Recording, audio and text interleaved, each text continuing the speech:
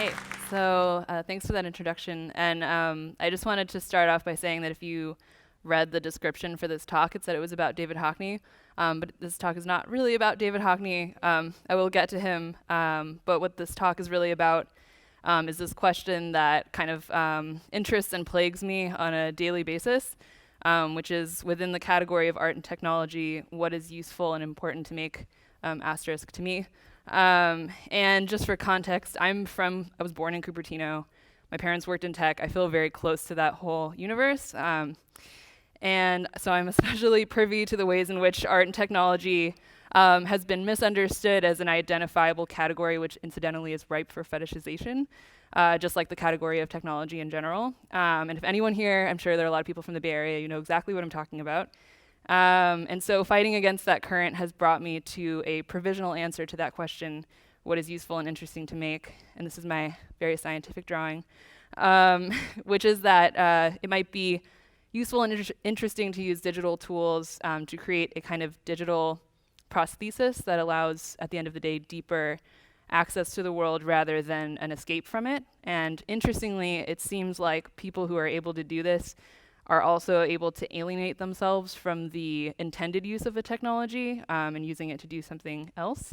And just on a personal level, this answer helps me address an inner conflict that I have about being an artist using digital tools because on a very real everyday level, being inside on a computer all day deprives me of the things that I like about being a human, i.e. looking at things not on a screen. So to go back to this, this is kind of this relationship, this way of using technology is the only way I've been able to resolve that conflict. So just using technology to augment elements of the human experience rather than flattening it or trying to replace it. So the reason I am going to talk about David Hockney for a little bit is because of the way this line of thinking was touched off or maybe catalyzed by an unexpected recent encounter with his work, which I'll explain later. And this might be surprising because you may know him as a painter, and I certainly knew him as a painter. So this talk is also about finding inspiration from someone who's working in a very different medium. And these ideas I'm about to talk about have kind of been like a compass through trendy times for me living in the Bay Area. So I really have come back to them over and over again. So first I'm going to talk about David Hockney, then I'll talk about some contemporary examples of other artists who are doing something I think is similar, and then lastly how it's changed my very recent work. But first, I promised you Utopian Fax Machine. This is the first of two. This is an excerpt from a story that I wrote in 1994 about zapping. My Jenny in the story gets zapped through Microsoft Word into a parallel universe and meets the real Michael Jackson, who we learn is a robot that was built. So our Michael Jackson was a robot built by the real Michael Jackson and sent through a fax machine. And I would just contextualize this by the fact that the 90s were an era of zapping and wormholes and portals. So I think I was probably pretty heavily influenced by that. But I think it's interesting just as an example of the way children, but also people like artists or people coming from outside of a very familiarized maybe relationship with technology tend to approach things in very strange ways and imagine really weird uses for them. And it's also an example of my early and continuing obsession with portals. So things that I was really into as a kid were the closet that leads to Narnia, the laser in Honey, I Shrunk the Kids, this room in Time Bandit that grows a hallway that leads to the Napoleonic Wars, and the magic school bus that lets you go inside a body. And I think it's important to note that to me, it was the more banal, the better. I was more interested in a secret thing in a room that went somewhere than getting on a spaceship and going to outer space. I really liked thinking about the alien surface of a Cheerio, or that you had to walk through some coats to get to Narnia. And I especially liked the idea that there are limitless perspectives on everything, and what we find when we inhabit those will always be surprising. And so it's maybe, if it follows from that all of the work that I've made engages in some way with that idea. So these are from my satellite collections series, which is composed of pieces of Google satellite imagery cut out and collaged together into these collections. And the point here is for people to see how strange and specifically human these things are that we look at in an otherwise everyday context. You're supposed to look at the piece and maybe enjoy it, but then ultimately be walking around and maybe notice things or notice characteristics of things that you hadn't noticed before, or just simply register it at all. And so the aim is really to just visually take things less for granted. I really love satellite imagery, but this work is not about satellite imagery to me at the end of the day. It's about your experience after looking at it. So I'm zooming out to zoom back in again. And that's my way of saying that I'm interested in art that, sometimes I say art that ends outside, but it doesn't have to literally be outside, but art that ends IRL, like that has an endpoint that exists in the world and your experience of the world. So getting to David Hockney, basically what happened was earlier this year, I was asked to give a lecture at the De Young in San Francisco about David Hockney because they had a video piece, which I'll show in a minute, and that was considered digital art. So they wanted a digital art person to come and talk about David Hockney in that piece. And I kind of freaked out because I didn't really know anything about David Hockney. I wasn't super interested in David Hockney. I was like, that guy's a painter. I'm a digital artist and like really a painter's painter. And so I didn't really know what I was going to have to say about him. This is probably what you associate with David Hockney, if anything, these stylized paintings of landscapes in LA. But I ended up finding out some stuff that ended up being more relevant to my work than maybe a lot of more overtly art and technology type things I had gone to or learned about. So just starting with photography, David Hockney started out hating photography. He would use it for studies in his paintings, but this is a quote of his where he says, "It's fine if you don't mind looking at the world from the point of view of a paralyzed cyclops," which there's probably some photographers here, and obviously that's a painter's read of photography. But nonetheless, a curator in the early 80s came to his house to document some of his work using Polaroids, and then happened to leave some blank Polaroid film. And so he picked up this camera and started moving through his house, taking these photos and collaging them together. And this began this whole practice of what he calls joiners. They're just basically photo collages. And Lawrence Weschler has compared these to the Muybridge motion studies, saying that these are very different, that this isn't like a comic book panel by panel type of depiction of movement. Rather, this represents the experience of looking in time as it transpires across time. So what he was doing was really using the camera to undo the essence of everything that we understand photography to be, which is framing certain elements in an instant of time.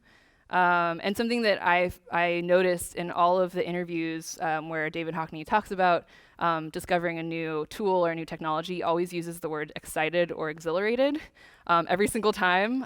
So he says, from that first day I was exhilarated, and he's just really excited that he's found this way to make this thing that he was dissatisfied with do exactly the opposite of what it normally did. And he's also just really excited about pursuing a way of representing a subjective, embodied experience of looking at something or someone in the world. And so he also was very influenced by Cubism. So he was thinking a lot about Picasso and how time and the idea of looking around at different sides of things was implied in those paintings.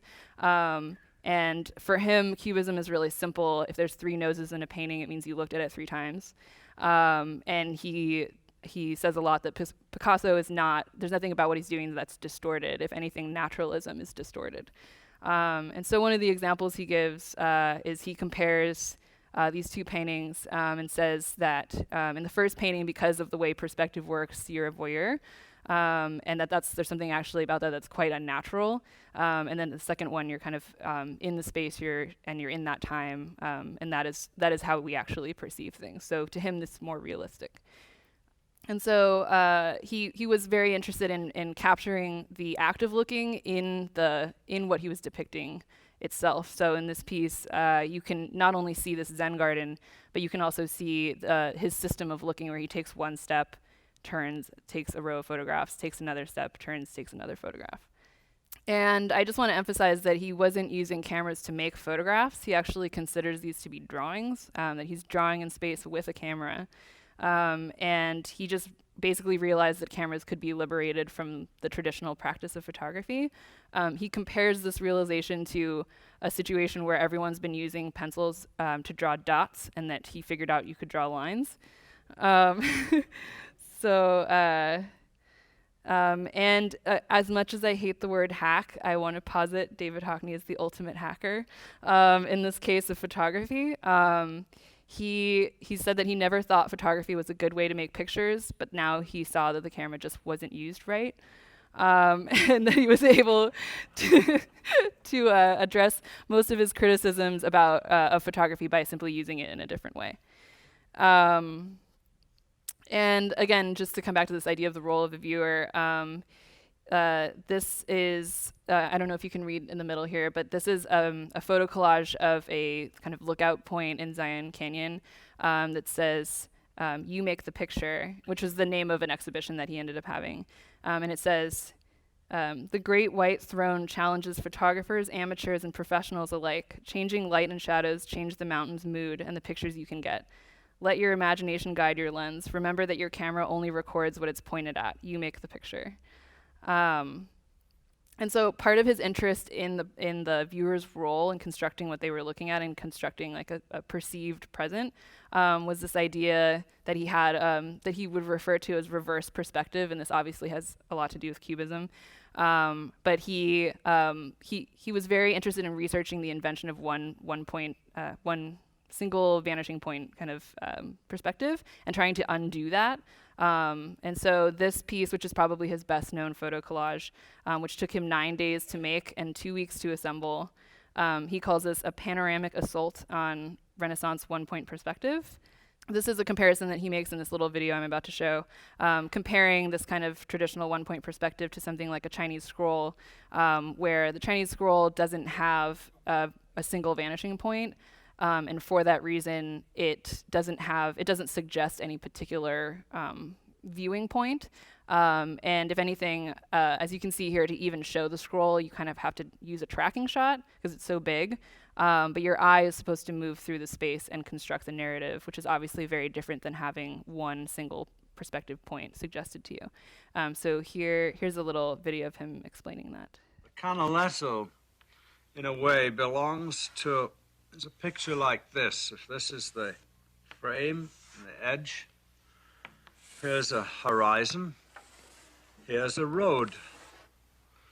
The observer, the viewer, is an immobile point outside the picture. Here, this is the viewer. That is a vanishing point, theoretically, at infinity.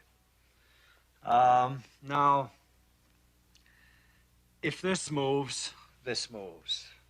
My conjecture was, if the infinite is God, this and this will never connect. So they will never meet each other. Now, in reverse perspective, this happens. We now have, instead of that triangle, a triangle doing this. Here now is a point, and this is the spectator, who is not immobile because he can see both sides. He is in movement, like we think we're in movement, and infinity is now everywhere, including the viewer. God is everywhere, including within you. It seems to make more theological sense. Okay, so I'm going to skip forward. So that's an example of him, the way that he was working with photography. But then, and also, I don't have an example of this here, but this whole time he's still painting, so you see his paintings are starting to be influenced by those photo collages, and it's just kind of this back and forth reverberation, like he's a very interdisciplinary artist. So later on he discovers copiers, photocopiers. And again he says, when I made the discovery of how to use copying machines to make prints from no pre-existing image, I was very, very excited. And so he's excitedly making these prints. And what's really interesting is he was approaching the copier as a painter and a printmaker. So he not only had to learn to paint in a certain way to get this to work, but he also would run the same very nice quality paper through the same copier, sometimes up to 12 times. He at one point worked with technicians at Canon in Japan just to create a yellow that no one had ever used before. And he says people said they were just bad printing machines, but I think there's no such thing. And then he discovers fax machines, just like in my story. And the thing he got excited about here was the idea that you could send these to people instantly, which it's hard to remember now that that seemed very magical, but it is, and it could be. And I guess what I mean to say is he recognized that what was magical about the fax machine was simply its ability to connect people, but that desire to connect other people is actually really old.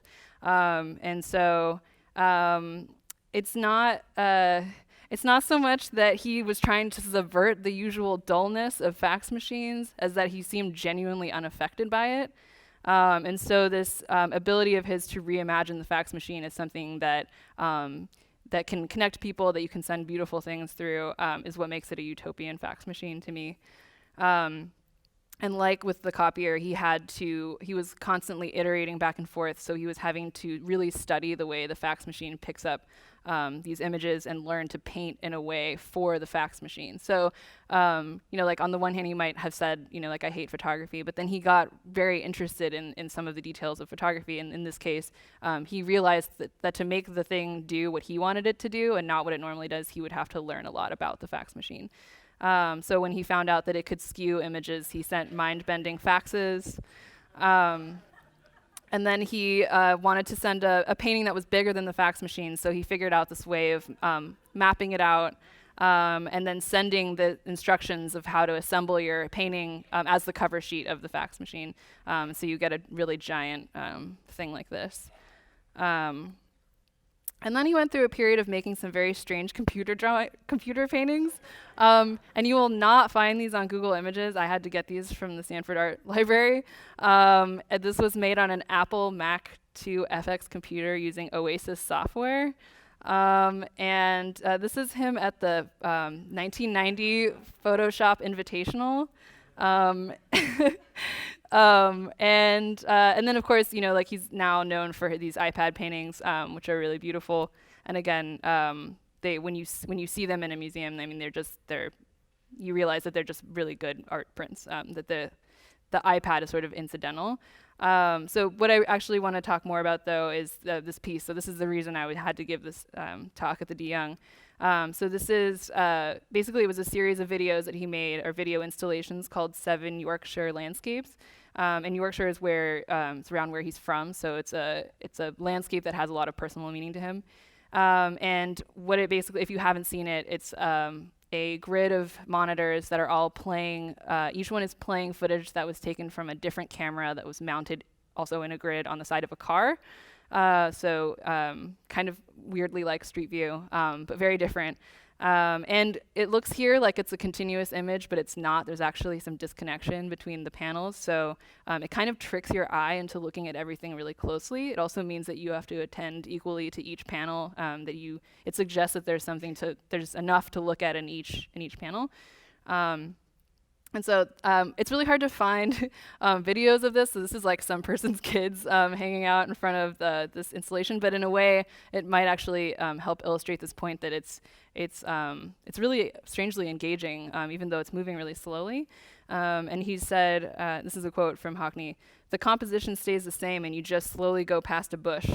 There's so much to look at that you don't get bored. Everybody watches because there's a lot to see. There's a lot to look at." And then he compares it to TV, saying, if you show the world better, it's more beautiful, a lot more beautiful. The process of looking is the beauty. And something that he notes is that they couldn't just go out and buy this setup because no one was doing it this way. So he says, "We have found a way of making the technology work for us. Those behind the technology know that they need these mad people to come along and find ways of using it." And so this is his complicated little car rig. And something that I find really endearing is that even while he's in the car, he's making iPad paintings of the camera rig. So he just kind of can't stop noting down these things that he's seeing. But something I think is the most important to me about this is after the talk, I talked to some of the docents about kind of hanging out with this piece and also talking to visitors about their experience with the piece. And numerous people had said that when they went outside, nothing looked the same. And I can personally attest to this because I saw the piece and then I left the museum, and it just so happens to be next to a botanical garden. And I've been to that botanical garden. I really like it. I'm sure I've looked at things very carefully there. But I did not experience that way of looking until after I engaged with this piece. I really needed the piece to provide this kind of prosthesis in order to be able to see this way on my own. And it has something to do with this kaleidoscopic luxuriating in textures that the video is doing. And so I think this is a really good example of Hockney's ongoing interest in looking as a positive act, which he says is something that you have to decide to do, and that the familiar and proximate environment is always worthy of this type of attention from you. So that's kind of what I found looking into Hockney's work, and something that it made me think about, these are more little drawings, is how he's using technology or digital tools in an unconventional way that always just so happens to place us back in the physical world. And it seems to me that a lot of the devices and technology that we interact with can be used in diametrically opposed ways. So one is in that way of opening the world up to you more, and the other one is shielding you from it. And this is a heavy-handed example, but like a constellation identifying app versus people on the Muni, some percentage of whom are definitely playing Candy Crush. And so I was thinking about this kind of like what I was interested in his work as an example of something that does the first part. But I don't want this to seem like just another finger-waggling diatribe about how we all use our phones too much, or an especially Californian be here now kind of message. I want to suggest an outcome that lies beyond observation for observation's sake, and that has to do with sensibility and rendering the world more sensible to oneself and to others. And I'm interested in kind of three categories of what could be rendered more sensible. I think probably Hockney's work is only dealing with really the first one of these, so I want to show some examples of the others. But these are kind of like layers of experience that can be rendered more or less sensible through experiences with art and other things. So the first example I'm going to show is of the rendering the physical environment more sensible, and it's a piece called Living Symphonies. I'll just let the video explain this part.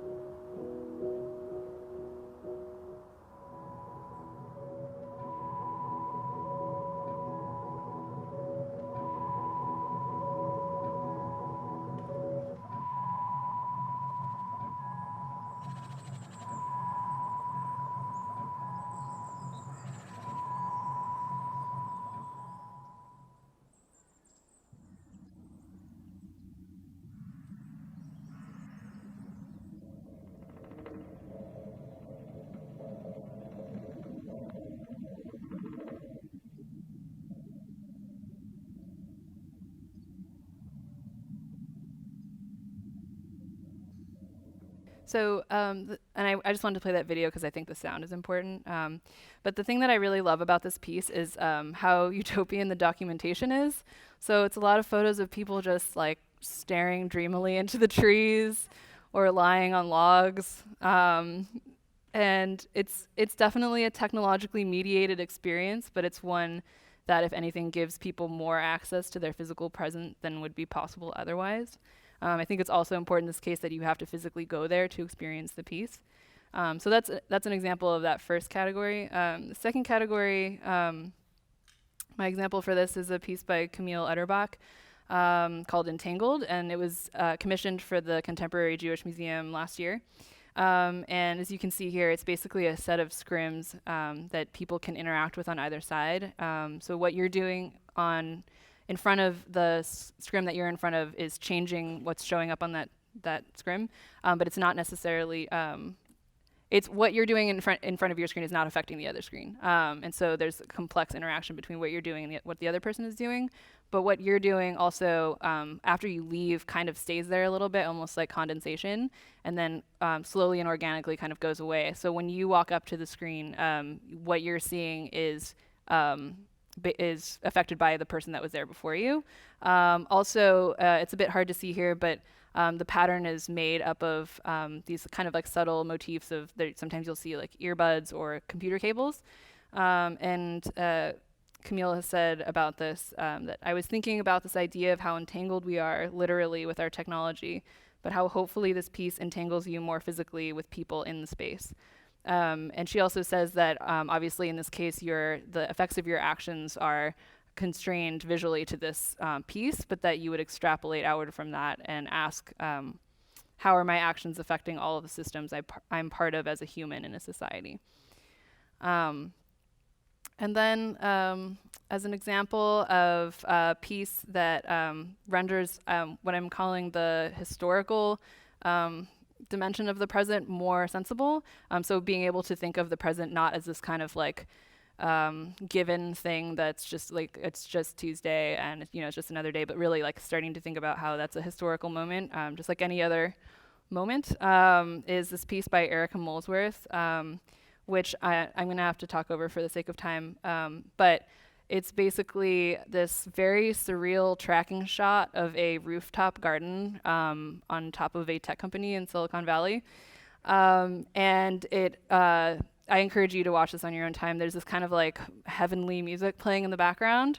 And then there's a narration where she's basically talking about the evolution of the modern knowledge worker. And so she says the new breed of worker was a knowledge worker, and different kinds of landscapes were needed to attract these workers. And then she just kind of describes, like she's just simply describing what's there. She notes that it's meant to emulate the surrounding hills, that it incorporates over 400 native Californian trees and 100,000 drought-tolerant plants. And what I find really amazing about this piece is it doesn't. I think it's a really good example of the power of simply observing something. It makes the historical dimension of this situation more palpable because it contextualizes the landscape within the history of architecture and the ways of thinking about work, but also because any naturalness of this landscape completely breaks down under such a sustained gaze. The slowness of the tracking shot I think is really important, and it alienates you not only from the landscape but also from the present.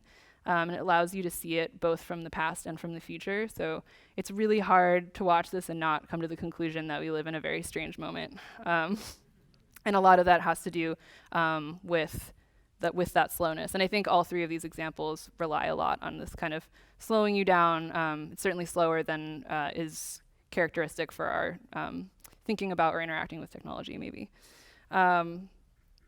So those are some examples, and I could talk about many more, but I think like those kind of outline those three categories I was talking about. So just to talk about how this has affected my very recent work, I'm going to criminally shorten my explanation of this particular project just for the sake of time, but if anyone wants to talk trash with me literally afterwards, I'm here. But last year I was an artist in residence at it's a resource recovery facility, which is Recology in San Francisco. It's really great. If you live in the Bay Area or you're passing through, you should definitely go on a tour. So they've had this long-running artist residency program, and my approach was to run the one-person Bureau of Suspended Objects out of the studio that I was given for 3 months. And the Bureau of Suspended Objects has only one goal, which is to archive as many objects as possible. So what this meant for me was going into the pile, as we called it, and picking up objects out of this indistinct mass of recently discarded objects, with my shopping cart, which I was given. So this is a normal day with my shopping cart. And so I would take these objects back to my studio. I'd photograph them from various angles. And then I would spend what ended up into the residency becoming like an untenably long amount of time researching each object.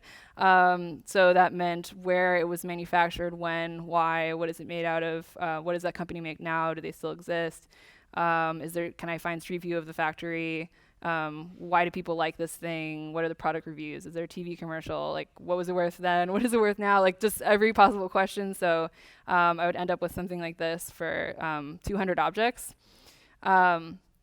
And so all of this information, I was just doing this over and over again, day after day. All of the information ended up on a website. This is kind of like a good example of the amount of information. And the website's actually better because it has links. You can go and watch the TV commercial, or you can go look at the factory. But it's also in a book, just for the sake of archiving. And so, I mean, you can probably see there, like, what that has in common with the satellite collections is just kind of staring at something for so long that it becomes very strange, and really not taking things for granted and really thoroughly questioning something that seems banal or everyday or that you didn't even notice. And just using the decontextualization that's already happening in the dump as an opportunity to do that.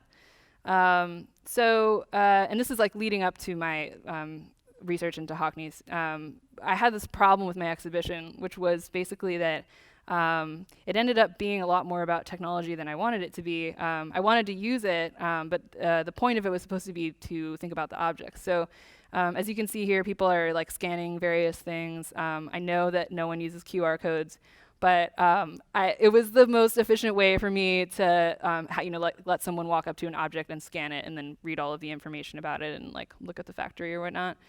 So you could just treat it like a library, and you could go and scan things and read about them. I also used augmented reality to show the new versions of objects overlaid on top of them. And I think it's important to note here that I used Layer, which I don't know if anyone here has used, but it's supposed to be for advertisers. So it thinks that this is my ad campaign and that the things showing up on top are my advertising content, which I especially enjoy using for trash. And another thing that I used it for was this, you could scan some of the prints, like these are all the things made in Asia, and then it would show you like where all of those things were from.